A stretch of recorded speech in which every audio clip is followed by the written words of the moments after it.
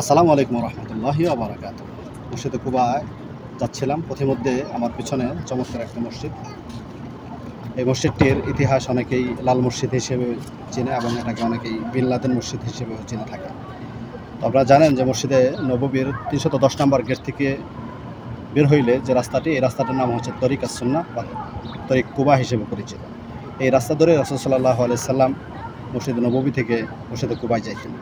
আর মসজিদে কুবা এমন একটা মসজিদ, যে মসজিদে নামাজ আদায় করলে আল্লাহ সুবহানাহু ওয়া তাআলা ওই বান্দাবান্দিকে আল্লাহ রাসূল সাল্লাল্লাহু আলাইহি সাল্লামের ঘোষণা অনুযায়ী তাকে একটা কবুল ও সওয়াব দেওয়া হয়। সুবহানাল্লাহি ওয়া বিহামদিহি সুবহানাল্লাহিল আযীম।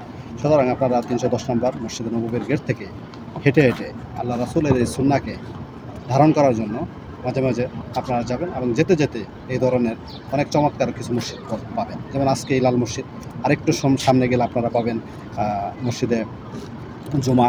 এরপর আরও কিছু মসজিদ রয়েছে, এবং মদিনার সকালের সৌন্দর্য এত উপভোগ্য, এত সৌন্দর্য, যেটা আপনি ফজরের পর বের না হলে আপনি বুঝতেই পারবেন না। সবাইকে ধন্যবাদ। আসসালামু আলাইকুম ওয়া রাহমাতুল্লাহি ওয়া বারাকাতুহু।